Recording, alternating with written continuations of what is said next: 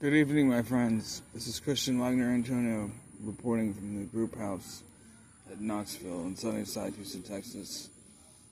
I'm tired of living in a group home. It's been 5 years now. Just as an example, the manager turned into an asshole again. Paul Hester is a 70-year-old crackhead from Galveston. He's been my manager here since February 19th when I moved back in from Oceans Behavioral in Pasadena, which you could call rehab. I ended up there, long story short, is I had Natalie's meth pipe in my left sock.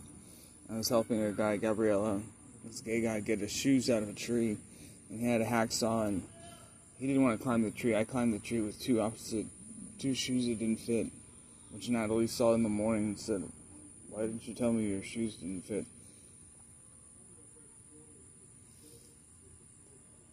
That's why I say, wait till the light of day comes till you make judgments about what's going on. I'm a nice guy. I help people. Anyway, I had her meth pipe in my left sock, and if you can see the scar there, that scar right there. Okay, anyway, my artery got lacerated by the meth pipe breaking when I jumped out of the tree. And I made more terroristic threats there than I did at Ben Taub on January 2nd, where I yelled because somebody got in my way, and they said that I said I was going to blow up the hospital and kill everybody in it. I did not say that. My dad thought I was drunk. I was not drunk. It was nighttime, and I'm so stupid, like they put me in a squad car, and I thanked the officer for being, kind and not handcuffing me too tight. And I ended up not at home, but in Harris County Jail. Anyway, I got Fontenberry, the pro bono attorney, got me 20 days time served on that, so I made it out alive there.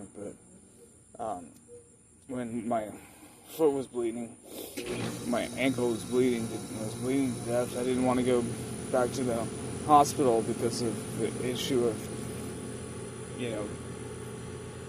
having to end up in jail just because I want to go to the hospital. But I went to Memorial Hermann in the medical center, and I got treated good. I was released with a cane. I lost that cane because I left it at Larkspur. I've lived at like 5 or 6 or 7 group homes in Sunnyside. First Stassen, December 28th, 2020, is when I landed at Stassen dead.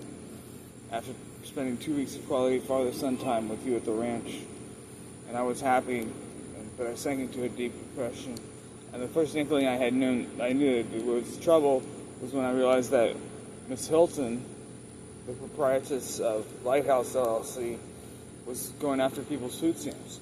How does it make sense when you pay for 3 meals and a room that you would go after the residents' food stamps? Because they only care about money, that's it.